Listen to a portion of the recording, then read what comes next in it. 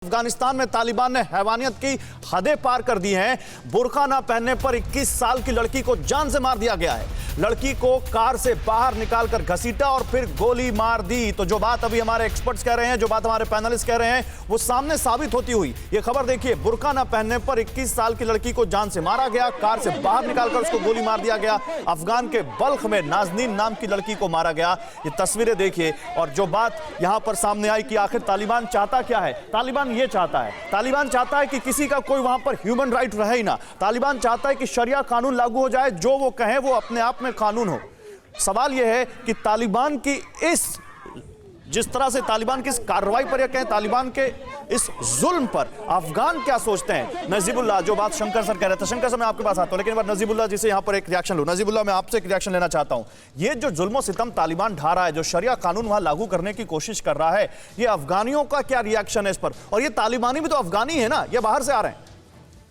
देखिए, आपने शरिया कानून की बात की। इस्लामिक लॉ में पांच स्कूल ऑफ थॉट्स है, जिसको जाफरिया, हनीफी, मालिकी, शाफी और हम्बली स्कूल ऑफ थॉट्स कहते हैं। इसमें से कोई भी स्कूल ऑफ थॉट शरिया में ये अहकाम नहीं देते, ये अवामिर नहीं देते, मतलब ये ऑर्डर नहीं देते कि जिस तरह प्रैक्टिस हो रहा है तालिबान की तरफ से। आप अगर किसी को मारना हो तो वहाँ कोर्ट होता है, इस्लामिक कोर्ट होता है, वहाँ पे टेस्टिमनीज होते हैं, डॉक्यूमेंट्स होते हैं, सारा कुछ, और वो सिर्फ लीगल कोर्ट कर सकता है जो अथॉरिटी रखती हो। तालिबान जो शरीयत प्रैक्टिस कर रही है वो रावलपिंडी GHQ के फितवे हैं, वहाँ जनरल बैठ के इस्लाम इंटरप्रेट करते हैं। आप कह रहे हैं कि तालिबान का कानून पाकिस्तान में बन रहा है?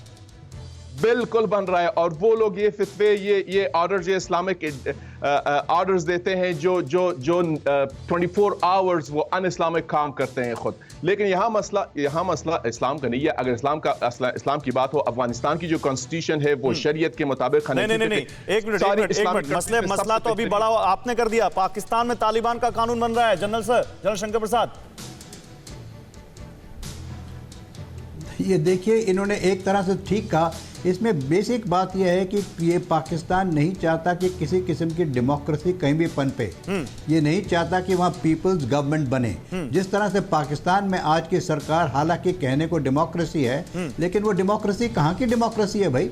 इमरान खान के democratically elected prime minister of Pakistan है? बिल्कुल नहीं। वहाँ पे किसकी चलती है? ISI की चलती है, पाकिस्तान आर्मी की चलती है। तो आप इस बात को समझें जी, वही तो कह रहा हूँ। तो वही तो मैं कह रहा हूँ आपसे कि ये लोग चाहते हैं कि किसी किस्म की इनकी तरक्की ना हो, ये वर्ल्ड के अंदर उभर के ना आए।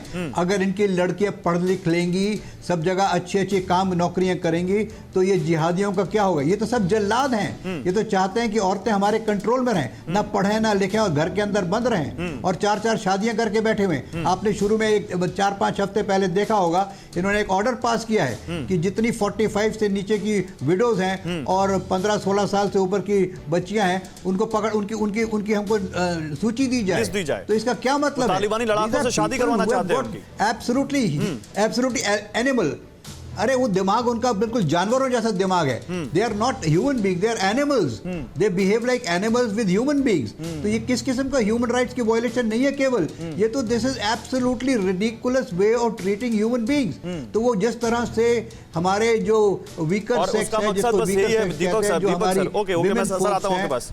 मैं दीपक सर को लाना चाहता हूं। दीपक सर, और उसका मकसद यही है कि लोग दूसरी दुनिया से मिले ना, लोगों का संपर्क दूसरी दुनिया से टूट जाए, दुनिया की कोई ताकत वहां उन लोगों के पास आए ना, ताकि तालिबानियों का जो वर्चस्व है वो हमेशा कायम रहे। वो जो जुल्म सितम की सत्ता बरकरार करना चाहते हैं, वहां पर लाना चाहते हैं, इसीलिए ये सब हो रहा है।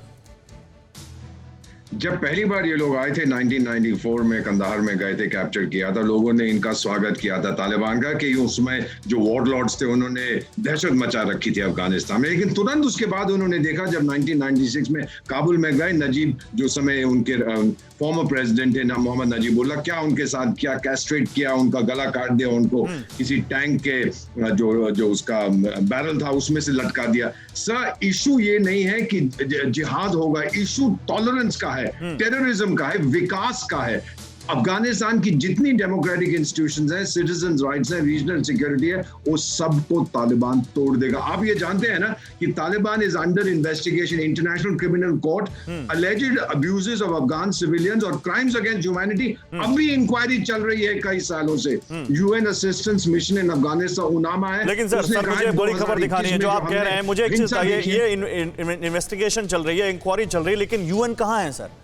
सोवियत संघ चला गया, अमेरिका चला गया, तालिबान तो वही है, अफगान तो वहीं पे तालिबानियों के दया पर टिक रहे हैं। जी sir. UN is missing in action. जहां उसको होना चाहिए कभी नहीं होता सर। एक वहां पे असिस्टेंस मिशन है, वो कहता है कि 2021 में सबसे ज्यादा हिंसा हम देख रहे हैं। कहां गए वो लोग जो ह्यूमन राइट्स की बात करते हैं? सर कहां गए जब हमारे फार्मर्स प्रोटेस्ट करते हैं, जो लोग ट्वीट करते थे, आज कहां है? मुंह बंद क्यों है इनके?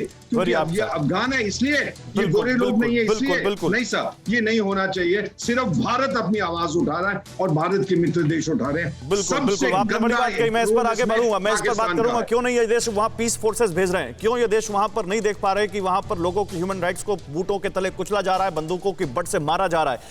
अड़ी सोमवार से शुक्रवार शाम 6 बजे सिर्फ TV9 भारतवर्ष पर।